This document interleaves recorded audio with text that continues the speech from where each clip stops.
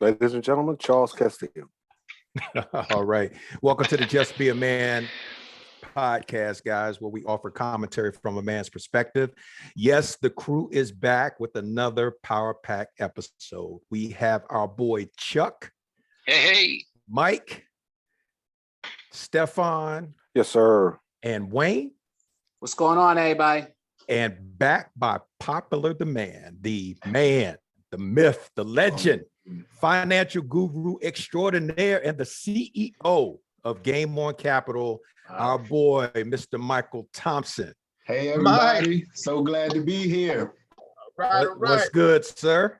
Everything is so well. I'm excited. I'm ready to run and rock and all that good stuff. Everything is good. All right. Excellent. Now, before we allow you to reintroduce yourself to our audience, we need to take a pause for the cause and hear a word from our sponsor.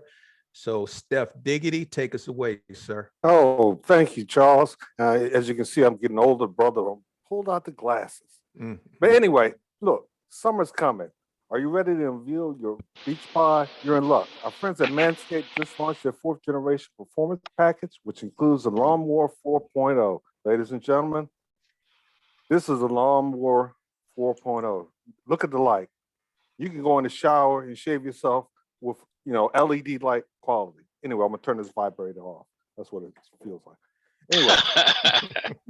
All right, so look, compliment your dad bod or 6-pack with a trim from the leaders in male grooming. The sun is shining and calling your name, fellas. Join the 2 million men worldwide who trust Manscaped and get ready for a hot guy summer with 20% off and free shipping by going to manscaped.com/JBAMscape.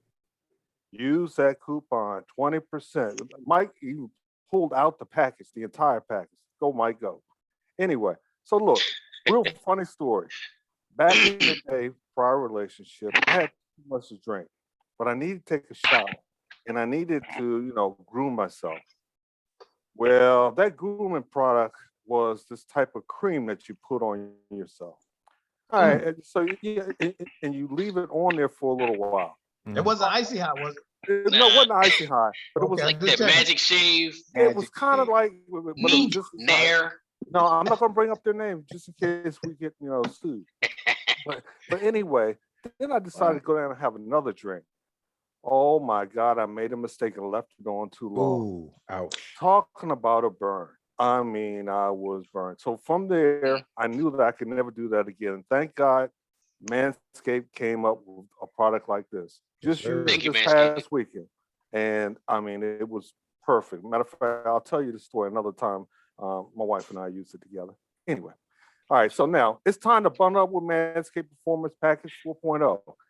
Inside this package, you'll find their Lawnmower 4.0 trimmer, weed whacker, ear and nose hair trimmer, crop preserve ball deodorant, crop reviver toner, which I have here. This stuff is good. It's like aftershave for your balls.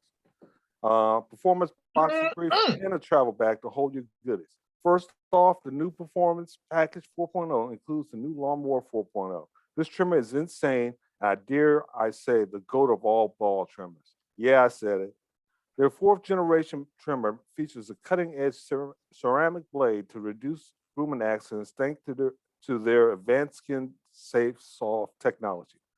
The Lawnmower 4.0 has 7,000 RPM. 7,000 RPM around your balls. 7,000 RPM motor. A new multifunction on and off switch can engage the travel lock and gives you the ability to turn the 4000K LED spotlight on or off when needed for a more precise shave. Did I mention this trimmer is waterproof too? In the shower or in the wild. And from your chest and pubes all the way down to your ball fro, the Lawnmower 4.0 is the best trimmer for you. Tell me more, Steph. I will. Thank you for asking. Want to take your grooming game even further to the next level? The Performance Package 4.0 also includes the Weed Whacker to chop your worst weeds up top in your nose and ear. The Weed Whacker is also waterproof and uses a 9,000 RPM motor powered 360-degree rotary dual blade system. This nose and ear hair trimmer provides proprietary skin-safe technology, which helps prevent nicks, snags, and tugs in those delicate holes.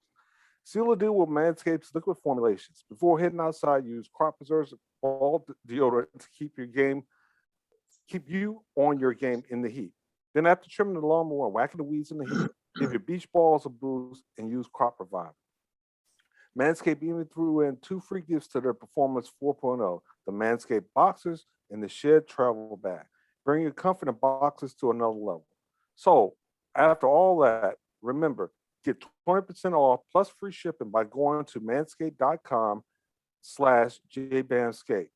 That's 20% off plus free shipping by going to manscaped.com/jbamskate. Escape the shrubs and weeds this summer and shine with Manscaped.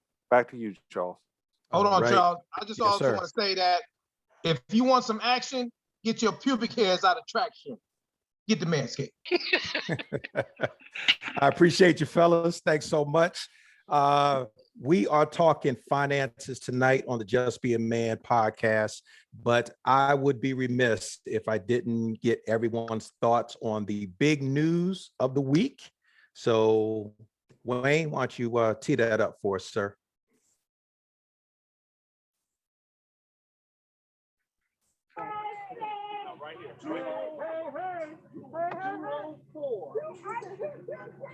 Hey. How does it feel to be home? Well, he is extremely happy to be home. He looks forward to reuniting with his wife and his children. And obviously, this has been a hard few years for this entire family. And it's really a blessing for him. And his heart is just beating really fast. And he's happy to be home. So, guys, as you can see, as we all have heard, Bill Cosby was released from jail yesterday. The Pennsylvania Supreme Court ruled that Cosby's due process rights were violated, and as such, he was released. Now, that is not necessarily a statement of guilt or innocence. That's just his due process rights were just simply violated, and the case was thrown out. So I just wanted to get your quick thoughts on the release of Bill Cosby yesterday. So why don't we start with our guest, Michael? So when I heard that, it was kind of a mixed emotion because I knew it was going to be two sides of the fence. But I just, from my own personal perspective, I just never quite was able to get my head wrapped around just Bill Cosby having to go to jail at that age and whatever the sentencing was, and just the fact that it just didn't completely make sense to me all the way around. You know, I didn't follow the case specifically, you know, in the courtroom. It just seemed like there were just elements that didn't make complete sense to me for the sentencing. So when I saw him go in, you know, I kind of felt for him. You know, at the same time, if there is complete guilt there, I mean, however, you know, I wasn't there, then certainly you have to feel for the alleged victim. So the fact that it just seems like I just heard the word due process, the due process did it and he's free, then I have to be in my place with that, which is I'm glad. If it's due process, I'm glad. Okay. All right, fellas, chime in. So I'll say real quick, I think that it was really, dude did like 3 years. He's an 80-year-old man. You know, that's tough. I mean, I'm not here to determine innocent or guilt, but you know, he put in some time. And you know, we did a show not too long ago just talking about this Me Too and this cancel culture kind of thing. So I think, I mean, a lot of people have a lot of different views on it, but I think he got caught up in it and he was just a casualty of that. So I will say I'm glad he's out. Again, I don't know innocent or guilt. I'm glad he's out. I mean, that's not where you want to die. I mean, after all this man's done, that's not how you want to go out like that. So they gave him 10 years, you know, very well could pass, but that's all I got to say. So I'm happy he's out. Yeah, there's no win-win here. I mean, there are victims, at least alleged victims. And like Michael said, due process is what got Bill Cosby off the hook, so to speak. I was kind of on the fence with this with him going to jail, first of all, because he's an 80-year-old man. And on top of that, he's an 80-year-old blind man. What purpose does that serve, putting an 80-year-old blind man in prison for alleged crimes that may or may not have happened in the 70s? Full disclosure, I'm not fully aware of the ins and outs of the case and the women's testimony versus his testimony. I'm only speaking as a layman and talking about what I've seen on the surface. And from a how do you look at it from a disciplinary point of view or whatever? Putting an 80-year-old, I never could get behind putting an 80-year-old. It didn't make sense from a taxpayer point of view. Prison is supposed to be about rehabilitation, right? How are you going to rehabilitate an 80-year-old man? So it never made sense for me putting him behind bars. Now, on the other side, do the alleged victims feel like justice has been served? Probably not. I don't know. But here's what has happened. You have knocked the king off of his throne. Bill Cosby, like you said, did more for HBCUs, for Black television, for comedians, all across the spectrum. He was, at one point he wanted to buy his own network and things like that. This is the actor, the Black man that rose to the top of his craft, and he's been dethroned. He's been incarcerated. He's labeled a rapist, all kinds of stuff, drug addict, all kinds of stuff. So at 80 years old, for a crime that happened in the 70s, and he's blind, and was justice done? Was it served? I don't know, but I just don't know any more that you can do with this man other than kill him. Well, let me jump in. And I do agree with what Chuck's saying, mixed emotions about it. But I'll tell you, Trump has committed crimes. He's 78 years old. Weinstein has committed crimes. I know he's in his 70s. So, I understand they're old, but if you committed crimes in the past, you go to jail, as far as I'm concerned. But now his due process for Cosby was not correct, so they released him. They had no other choice, and I'm glad the Pennsylvania Supreme Court made that decision. But hey, if you do a crime and you're in your 60s, 70s, or you did it back in the 40s, and there's no statute of limitations, and they catch you, you go to jail, period. Mm-hmm. I don't have much sympathy. Right. Mike, care to chime in? Real quick, fellas, I don't want to hold it up, but when you're a celebrity, there's a lot of things you got to worry about. You got to take the good and the bad, and sometimes you get caught up in the good, and sometimes you get caught up in the bad. Like I said, there's different stories. There's their story, his story, and the truth, and that's all I can say. I'm glad that the older guy is out of jail. I don't think he should have been there. I think if there was something, actually going on, maybe we could have dealt with it, but I think they were trying to prove a point. Oh yeah, they were definitely trying to prove a point. There's no question about that. Me too. Yeah, but I have a slightly different take. There were a ton of accusers coming after this guy. And granted, I love Bill Cosby just like the next guy. I was a fan of the Cosby Show and going back to, the old movies with him and Sidney Poitier, Uptown Saturday Night and, things of that nature. I used to love those things, right? But a part of me is thinking, where there is smoke, there is fire. No question. And I'll leave it at that. So guys, let's jump into our financial discussion. Once again, you are tuned into the Just Be a Man podcast, where we offer commentary from a man's perspective. Michael, we are so glad to have you back on the show, brother. Yes, sir. The last time you were here, you set the podcast on fire. So we are excited to have you back. So please reintroduce yourself to our audience. I am Michael Thompson, and first of all, I'm so glad to be here. I appreciate every one of you for even considering me to be on the podcast. I feel like I am a part of the Just Be a Man crew, at least an honorary member. Right? Next time y'all get together, I want to be a part of that, though. That's the other thing. There you go. All right, Make it happen. We'll make it happen. You play golf? Maybe I have to come after y'all finish that. I'll come late. All right. Hey, Mike, don't worry about it. You can sit with me on the cart when we drive. There you go. The car. I can drive the car.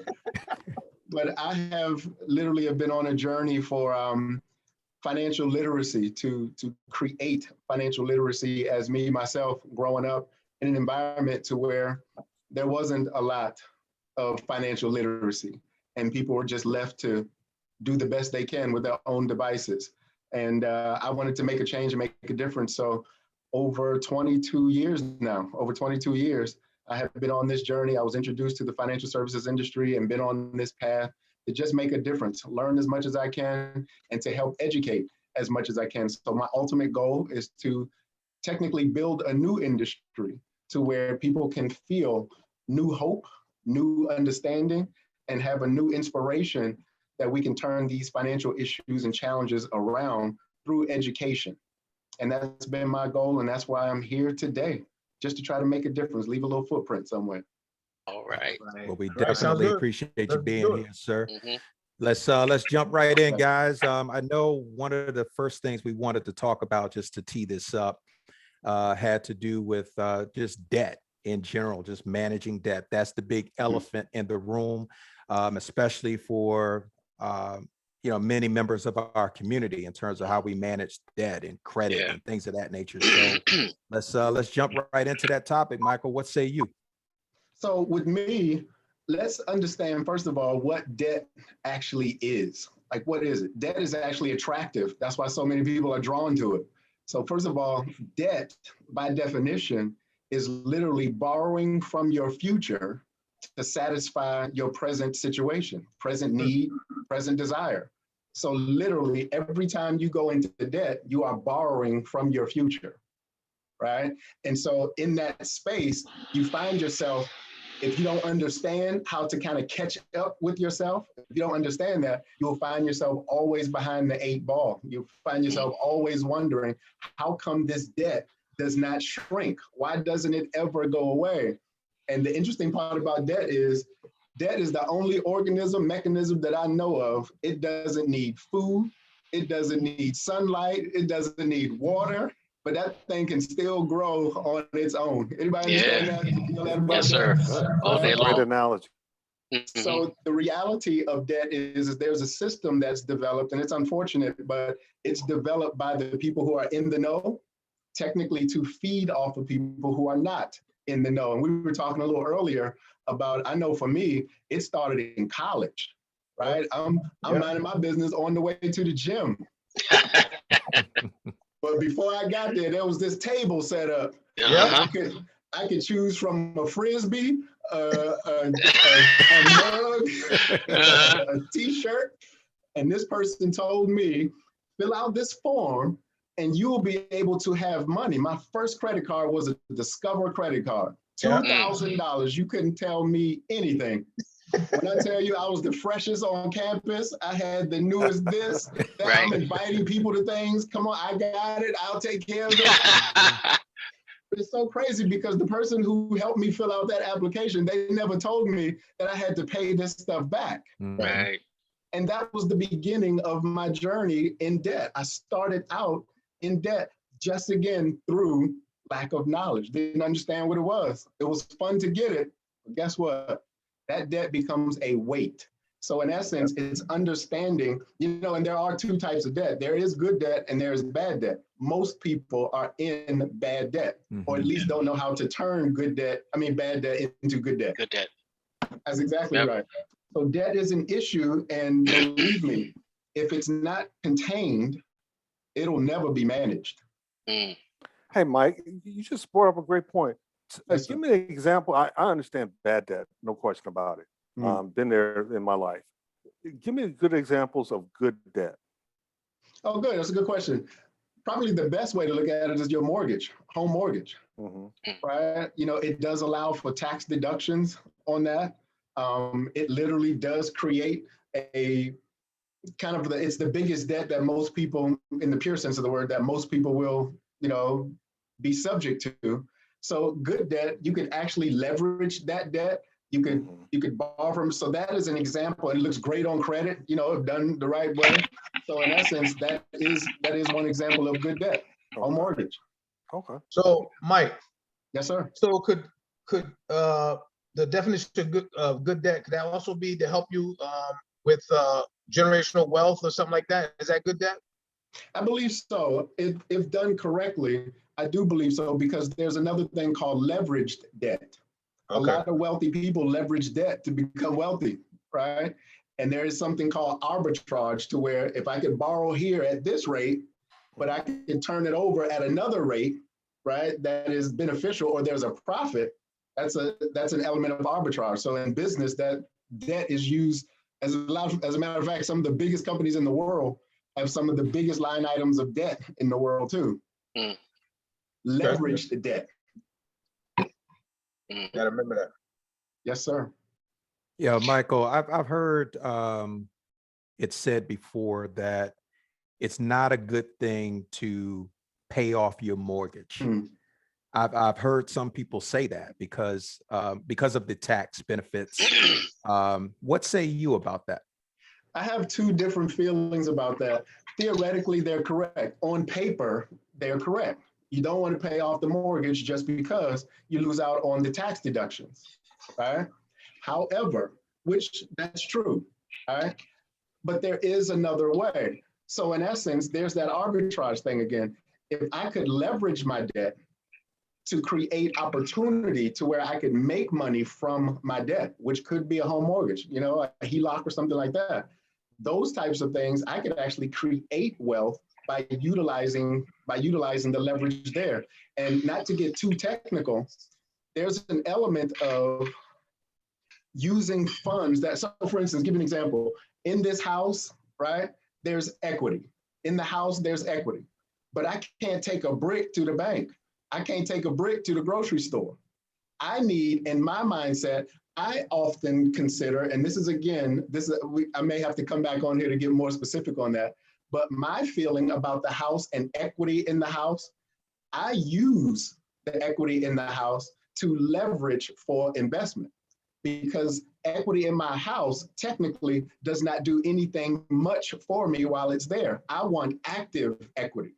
So active equity is a way to utilize funds to grow money while still maintaining my house. But at the same time, I use the funds in my house, right, to build wealth.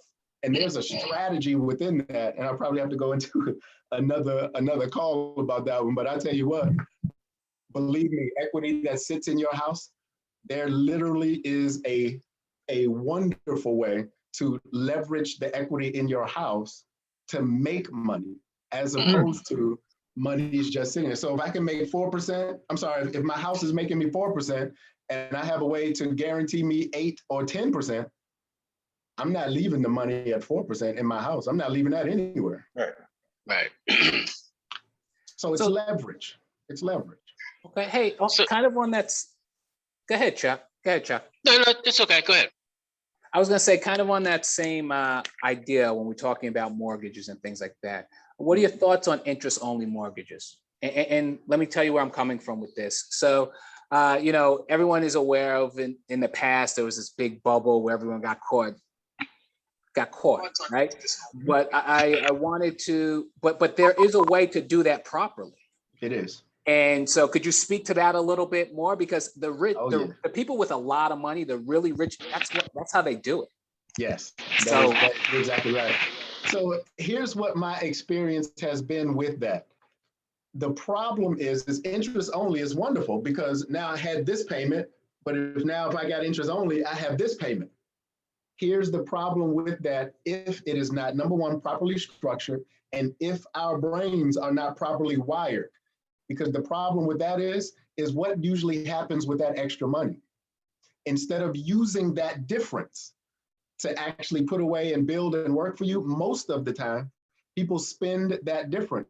They don't create the lifestyle around that difference of payment. And so unfortunately, eventually, it is no longer going to be interest only. And so if all of a sudden you've been living a life, so to speak, around kind of a false sense of security, the discipline problem, and that's the issue a lot of times with debt, it's a discipline problem. And that's where the structure comes in. And so unfortunately, unless you're dealing with someone that has a good sense of discipline or a good sense of financial cash flow, like you said, the wealthy, I'm a little leery of bringing new people into things like interest only without proper education and proper structure around it. Because it's great while it's happening, but you could lose your shirt and much more if you don't have it structured when that interest only loan is up. Yeah, we saw it happen. We sure did. One of the biggest crashes in history. Yeah, not to switch gears. I mean, I want to go back just a touch. We were talking about being in debt, and for the layman, for the person that's out there listening, okay, I'm in debt. Mm-hmm. What's the easiest? What's the best? What's the fastest way for me to get out of debt? Great question. Well, the first thing is we have to organize the debt. That's number one, all right? Organize the debt, and here's a strategy. It's not the only one, but here is one that, I've used it to kind of keep people from going into the things called debt consolidations and those things, because that actually can work against your credit, using a debt consolidation company and those things. So it kind of, I learned that the hard way. You learned that. So that's a reality, right? Mm-hmm. So one of the things that I consider is, first of all, you have to have a structured target, meaning all of your expenses, whatever they are, including your debt, you have to be crystal clear on how much money you have coming in versus how much money you have going out. And you have to create a targeted strategy to assess your debt, organize it, and what I call a domino effect. I literally would take the largest, so give me an example. Let's say we have 5 credit cards, okay? 5 credit cards. Did you know the average family in America has at least 10 to 15 credit cards? Wow. No, I didn't know that. Damn. Average That's household credit card debt alone, average household credit card debt in America right now is just over $16,000. Credit card debt. I believe With it. interest rates averaging 18% and above. Oh yeah. And if you're paying the minimums on that, how will you ever pay that off? Never. So the end result is what typically would happen is I've seen people to say, okay, my minimum on my credit card is $20, okay? And they'll say, but I put $50 on this one, I put $80 on that one, that is so disorganized, you'll never get out of debt that way. So as a game plan, I initially have people to say, let's take your credit card debt and let's put them in order from smallest to biggest. Okay, y'all follow me so far? Yeah. Smallest debt to biggest debt. What we are going to do is we're going to organize our complete financial profile, and we're going to cut back where we need to add $100, just $100. We're going to find one. I don't think there's anybody out here, especially that's working, that can't find $100 if we look at it. I'll show you how to do it. We're going to find $100 and we're going to create a domino effect. So what I have people to do is organize that debt, smallest to biggest. What we're going to do is we're going to take the smallest debt first, right? And instead of you paying the minimum on that, we're going to have whatever your minimum payment is, we're going to add $100 to that. That 100 that we found, we're going to add $100 to that. For every other credit card, we're going to pay the minimums for now. Okay. You understand that structure? Yeah. We're going to pay the minimum for now. So by you super funding the first credit card balance, instead of paying that $20 a month or whatever the minimum was, you're now got $120 going towards that first one. So we're going to accelerate the means to pay that debt off much faster. You follow me? Yeah. So now what happens is that once that credit card is paid off, now I have a free $120. So whatever I was paying before, I have a free $120. So guess what we're going to do now? We're going to take that $120 and now we're going to focus that on the next credit card. So we just wiped out one. We're going to focus that on the next credit card. Yeah. So that means that 120 plus whatever that minimum was you were paying on the next one, Got it. we're going to do that again. So now you may have $170. So Mike, if I continue to do that.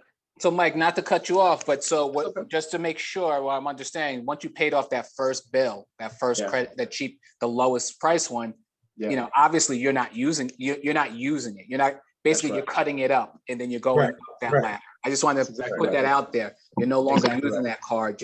It's dead to you. That's exactly right. Okay. And so here, that's a good point. So mind you with this, we're not closing that account. We're just not using the card. because we don't want to close the account because that could affect your credit score. We want that history. Does that make sense? Yeah. Hey, Mike, So don't close the account. All right. Don't close the account. Don't close them. Just don't use them. what about a consolidation loan? I know they throw that out there all the time in regards to consolidating all the credit cards.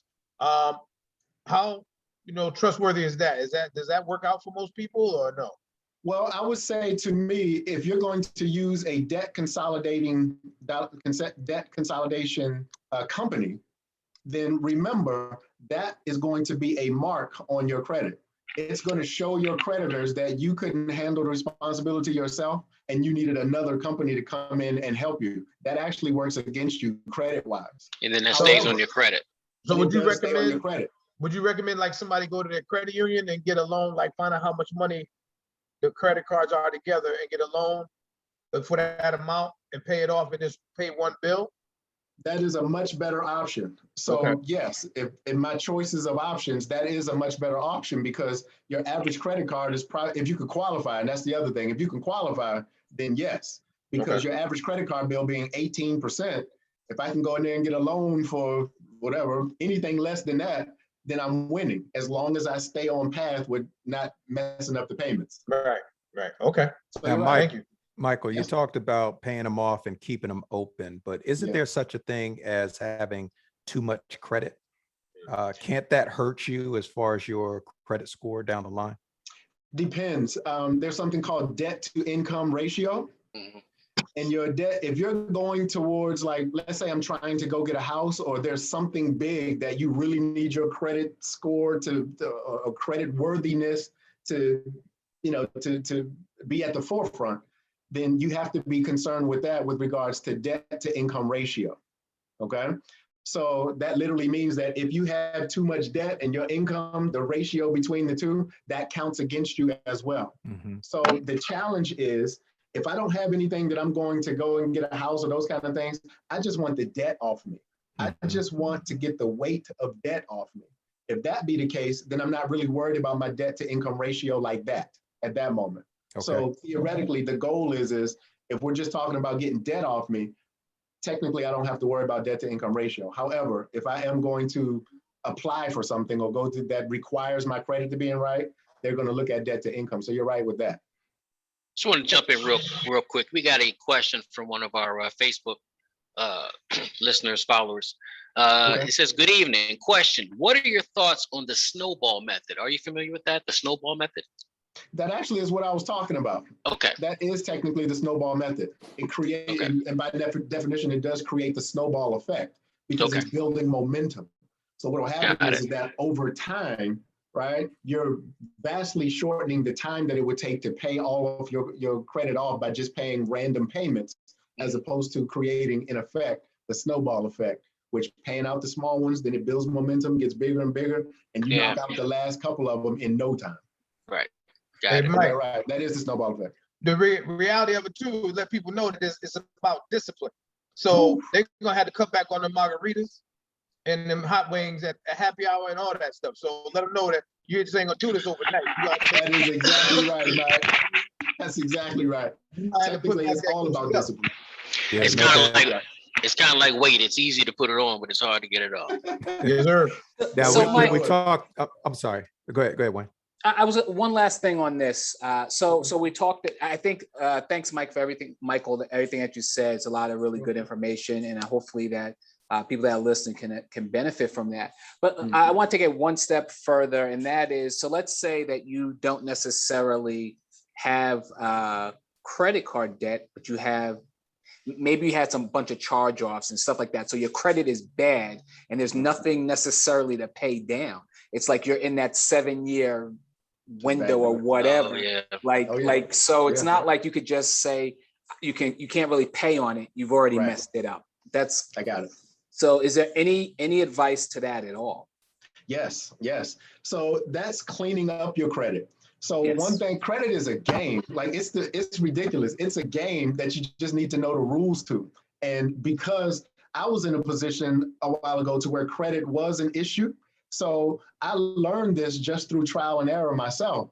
But I realized that, do you know that your job is to monitor your own credit, which means when you realize or pull your credit reports, you can get a free one every year from all of the bureaus. You can get your free credit report. Look to see what's on there.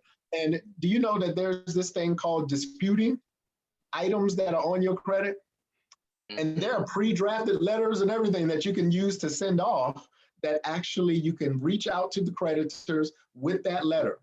And they have a certain period of time that they must respond to that letter. And if they do not, by law, that item, whatever status that it's in, has to be removed from your credit.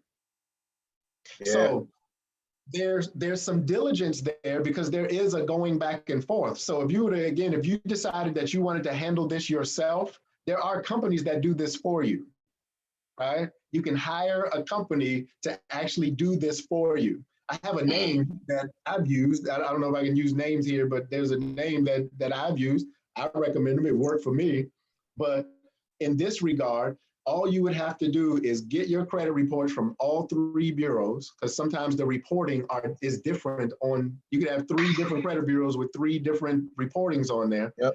You can literally send letters to your prospective creditors, right? And they have to respond by a certain time. And guess what? You can just keep the cycle going until somebody drops the ball. Because here's the reality. Sometimes your files with the company, you can have debts that are years old. And so when you send that letter, they're forced to figure out how or figure out where your file is. And sometimes people just don't even want to do it. It's human error. They don't even want to go get your file and respond. And once that's dropped off, somebody drops the ball, that's where you win. Yeah, keep your receipts, people. Yeah. When you track and when you try to track and reconcile your stuff, keep your receipts. For sure. What is that called? Registered letters where somebody got to sign for it? Send all that. Certified. Make sure you cover yourself. For sure. Because Absolutely. it's rough out there trying to follow up on this stuff, y'all. It's Hey, rough. So Michael, let's go back to your 18, 19, 20-year-old self that was on the way to the gym.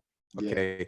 You spoke about what not to do, but at the same time, you're at that age where you need to really start to build some credit. Exactly. So the answer is not necessarily don't partake in a credit card in any way, shape, or form. It's just you have to manage it accordingly. And can you talk to us a little bit about the correct way to manage credit and to build credit, especially as a young person? For sure. So I wish that I had this information then, that kid going in the gym. I wish I had it. And the reality is with managing it, it has everything to do with just discipline, number one, right? It goes back to that thing. Every time you use that credit card, you're borrowing from your future to satisfy something right now. That's what happens. And so the managing part is, do you have it's the discipline to focus. You don't want to use more than 30% of that credit card, whatever the balance is. Even from a credit scoring standpoint, you don't want to use any more than 30% of that credit card. So can you put yourself in a position to where if you absolutely needed to use your credit card, and best case scenario, you've heard cash is king. Theoretically, if you don't have the cash for it, mindset wise, if you don't have the actual cash for it from a debit card perspective nowadays, right? If you don't have the cash for it, just consider, is what I'm about to use this credit card for, is it worth borrowing from my future now for this? Borrow from my future later for this item or issue right now. So the mindset is, Charles, with that, is to definitely have a perspective of realizing it's needs versus wants, especially the young person. Mike, I got a question. How important is it for financial literacy in the family? Now, I know I bring it up at the table sometime and that gets shut down because it's boring. They don't want to talk about it. But my mother always talked to me about paying her bills on time and doing this stuff. She never really sat down and explained how credit affects you and being able to turn your head to the credit card. Like if somebody approach you about some credit or want to give you credit or whatever, the ramifications that come along with it. Because I'm gonna tell you right now, being at college and your pockets are dry, dead empty, and somebody tell me that I can give you this credit card, if you fill this out today, as soon as you get it, you'll be able to open it up and you'll have $2,000 worth of credit. The word $1,000 that wasn't even in my vocabulary back in the day. That's right. You know, so how important is financial literacy for us to talk to our family, our children about this stuff, or even it being taught in school? You're so right, Mike. It's sad because think about this. Why was that table out there with a college student that doesn't have a job, doesn't have money anyway? Why was that table out there? Ain't nothing but devil. That too. You think about that. Here's these billion-dollar companies preying on the uneducated and unprepared. So guess what? That's the system, unfortunately. So the reality is that if that kid, before they got to that table, had financial conversations in the household that was in that line of, you know what, these things are going to be in front of you financially. These are issues that you're going to face. Ideally, our focus has to be, we have to have these financial conversations in the family. And just like you said, people kind of, for the weirdest reason, financial stuff is kind of taboo in the family. Yeah. People don't really want to talk about it. It's great, but guess what? These conversations are going to come up again. They are going to come up again. And most of the time when they come up again, you're already in trouble. So what you're trying to find now is a solution as opposed to avoiding the problem in the first place. Yeah. And that's just through education and conversation. Just very important.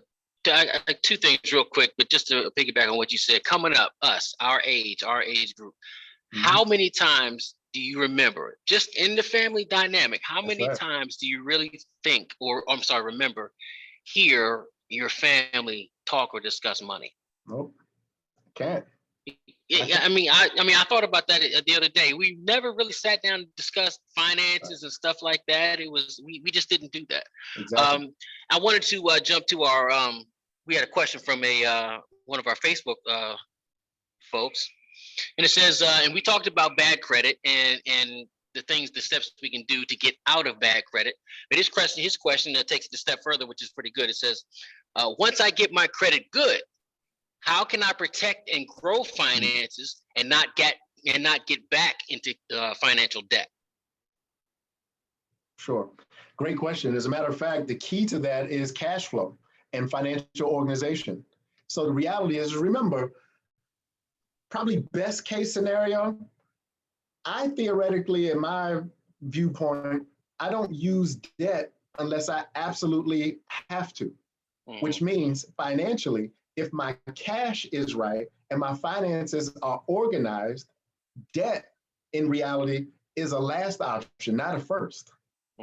So the kind of the packaging of this is, how organized is your current financial state? How well do you budget your current finances to make sure that you have sufficient cash to take care of whatever it means for you to live, right? You have sufficient savings, because literally your emergency fund should be before a credit card, which means if you have an emergency fund, that's a line of defense to protect your credit. Yeah. And how much should be in that emergency fund? Bare bones minimum, ideally, bare bones minimum should be 3 months of your monthly expenses. 3 months. So if you were to look at everything that you spend in the course of a month to live, right? And these are the things that are essentials, right? And it's emergency fund, F-U-N-D, not emergency fund, F-U-N. So that 3 months, that's there to protect your credit. That's there to protect you going into the negative. So it should be 3 months. Hey, Mike, go ahead. Yeah, Mike, real quick question. I saw something on a column, and the guy said basically he just had a brand new son, and he's real financial savvy. And he said he just opened up a credit card with his name, the father's name, but he put his kid as a trusted agent. Do you think that's good for building generational wealth for the kid, or at least credit scores for the kids? I do. Because if that can be established, and most likely if that father is able and already have the fortitude to think that way, that child is going to be in a great situation, because they're going to have financial conversations. That father is going to talk to that son. Yep. That father is going to help that person. So the reality of that is that I think it's an awesome way to create a foundation that child could actually build on when it gets to the point of where life gets real for him. So I think that that's a wonderful situation that's what it should be, to create that foundation, for them. Because think about it. If it's not created, imagine that uneducated person trying to create it for yourself. Doesn't work. So, Mike, I think you've mentioned a bunch of really good stuff and some good techniques and some things that can be done. Obviously, the people who listen to us and the people who will hear us are at all different phases of their life. Sure. So, just because they can, I guess, aside from them just taking this information and going with it, would you recommend that they seek any professional assistance, whether it's budgeting, whether it's just organizing their thoughts and their goals, or do you think that they could just kind of, sit down at the kitchen table and figure it out with their significant other and make it happen? What would you recommend? Well, it's two ways, and this is coming from somebody that is the financial professional, but I always try to put my clients in the position to where they can kind of take the reins themselves, because you can make educated. There's so much information out here. You could Google everything. You could YouTube anything. So we're in the age of information as well. So there are templates and everything that help you with budgeting, right? You could literally Google a budget, right? And it will give you all types of information with regards to setting up or establishing the right budget. You can Google anything that has to do with minimizing debt. There are lots of things that way. So I would say to kind of create or start the conversation in the family, I kind of like the family to kind of take the reins on that, and maybe have somebody like me as a coach to kind of help guide you along, right? But I think that has to be kind of an internal desire to kind of focus that together, because to me because one of the biggest things that tears family apart is debt and finances. Yeah. Right. So maybe if we can start to have those conversations like we were talking about, it kind of brings together them to at least start thinking about it, to at least start working towards it. And then you bring someone like me along that can help to, kind of guide the decisions in your mind that you considered making. I think it makes for a better play, as opposed to somebody like me coming in first and saying, you need to do this, that, or the other. Wow, that sounds like the total opposite of somebody that's in a selling business, right? I'm telling you to not use me yet. You know what? That's a good point, Mike, because my thing is that if you have that conversation about the financial responsibilities, then guess what? It's game on. That's exactly right. Well, hired as my new PR person, Mike. Right. We have maybe about 10 minutes left, and I know we wanted to touch on various topics. Can you just talk to us real briefly about two things: understanding interest rates and identity theft, and basic just techniques for how to protect yourself? Sure thing. Well, interest rates really quickly is understanding what that means. Interest rates either work for you, which that's in building wealth. Interest rates you want to see, and one thing to recognize, I'll go two sides with that. One thing to recognize with interest rates, with those things working for you, please understand how you can use your interest rates. I use something, and this is a part of my course. I dedicate a whole section in the course, my financial course, with this, and this is called the magnetic wealth rule. With interest rates, literally all you have to do is think about this. Take the interest rate that wherever your money is earning you, you take that interest rate, that number, and divide it into the number 72, and it will tell you how long or how many years it would take for that sum of money to double. Okay. So in essence, if you had $10,000 and it's earning you 4%, if you took that 4 and divided it into the number 72, that would tell you that number is 18. It would take you 18 years for that 10,000 to turn into 20,000. So the reality of that is ask yourself, how many more 18-year segments do you have left in your life? So the end result of that, but if you had 12%, that 12 goes into 72 6 times. So that means that every 6 years, that money is doubling. That's called compounding interest. That's where money is working for you. You follow me? So you have to understand that interest is one thing, but then there's net interest. And net interest is what you actually bring home after taxes and after you calculate inflation. And we can definitely talk about that at another meeting, but I'll tell you what, that makes all the difference in the world in your 401ks, in your bank accounts, in your long-term savings. If you don't calculate that, you won't have a real number because inflation is not showing up on your statements. Yep. But then there's the other side of that. Those interest rates work against you because think about this, that rule works the same way with debt. So if you have a credit card and that credit card balance is $10,000 and it's an 18% interest rate on that credit card, divide that 18 into 72. And guess what? That money, that balance is doubling every 4 years. So if you're paying the minimums, how will you ever pay that debt off? That's interest rate. It That's can real. work for you and it can work against you. How are you having the Never interest looked rate at it work that for you? way. That's Good exactly stuff. how it works. Good Yeah, stuff, that's good Michael. stuff right there. When it comes to identity, right, it's up to us to be what we need to be, and that is very cautious. So there's a lot of scammers out here. There's a lot of things out here. You wouldn't believe the technology that these people use to take your identity from you. So this is why it's important to always look and understand what your credit score is showing. What your credit report is showing. What's on there, right? Because I don't know about you, but I've seen people that literally had issues with their credit and didn't even know what the problem was.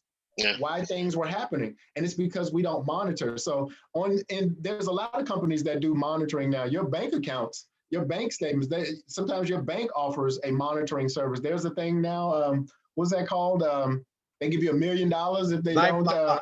LifeLock. Yeah, things like that is okay.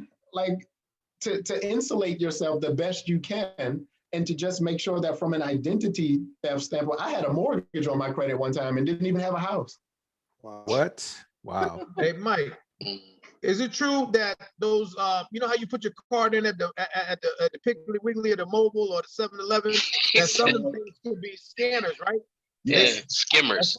Yeah, the skimmers or whatever they put them on, and next thing you know, they collect all your information. I think a lot of people don't realize that when they go and get that Cumberland Farms coffee, that they might be giving away their information that morning. It's true. That's a part But of how the do you technology avoid that's something out like there. that? Yeah. Because they do that. Everybody goes in to get gas, That's right. you know, and everybody, you know, and those are the ones usually at the stores, the 7-Elevens, the ones that people are not really paying attention to, that they scan your number. That's exactly right. And I believe that you just have to be as mindful as you can, without being paranoid, but you have to be as mindful as you can to recognize where are you putting in your information, online, make sure that these are valid sources, where you have like things like that. How are you exposing, your information with the possibilities of things out there? You have to be vigilant in that. And also, the companies, these card companies and other companies, there are services that they offer for monitoring. So in that regard, just be on top of the game with that. You're the best monitor, but then there are companies that offer monitoring as well. I would make sure I do that and make sure you check your credit report. Look at your credit report to see what's on there.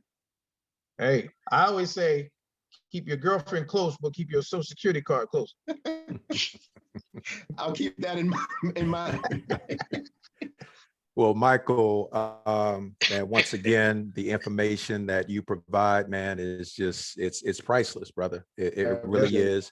And extremely valuable, not only for us as panelists, but I'm sure members of our audience as well. So once again, we want to thank you for being here on the Just Be a Man podcast. And, tell our folks how they can find you, how they can connect with you via social media or otherwise.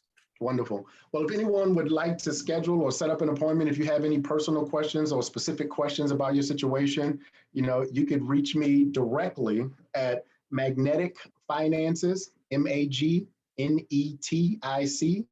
finances.com. magneticfinances.com. And that's where you can go in and schedule an appointment. As a matter of fact, I even have the J-BAM crew on that landing page. Have y'all seen that? Yes, sir. No, Yeah. I haven't seen it. I'll take a look. magneticfinances.com. And also, if you wanted to send me a direct email or something like that, you can reach me specifically at Michael@gameoncapital.com. gameoncapital.com. That again is Michael at gameoncapital.com. And I also have, as usual, for the JBAM audience, this course, this financial course, financial building blocks that'll set you up, 4 blocks will set you up for life. This course is complete and it is pretty powerful, if I must say so myself.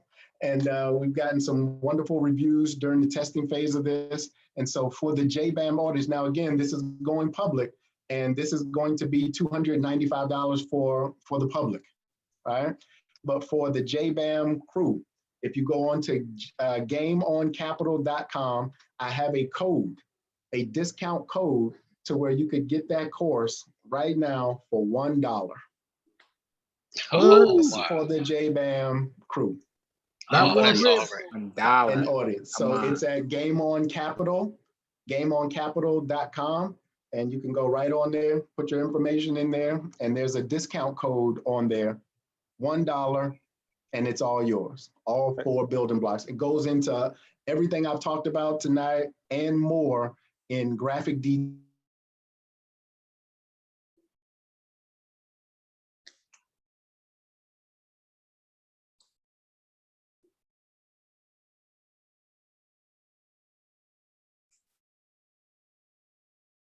Set it up in different blocks where you can follow, and you can also go back if you didn't get all the information and go over it again. I like that. Hey, Mike, real quick question Yes, for sir. you. Do you mind if I put it on our website or our comment page? Oh, by all means, please do. www.gameoncapital.com for $1 for the JBAM audience. Exactly right. There Okay. it is. Wow. All right, that's outstanding, Michael, man. And Thank you. Wonderful. Thank you know, you, once sir. Thank you again, again, Mike. you lit us on fire tonight. It's Once always again, good to see you, brother, always. And always knowledge is power. Thank you, brother. Family. absolutely.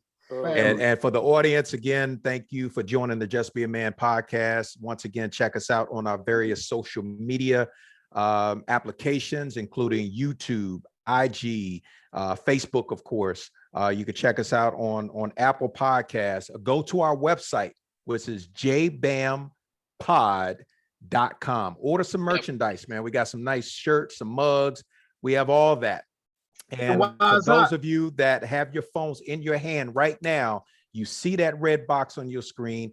Text right now, JBAM to 22828 to stay connected with us and get more of this wonderful, valuable content going forward. So, Michael, once again, thank you, brother.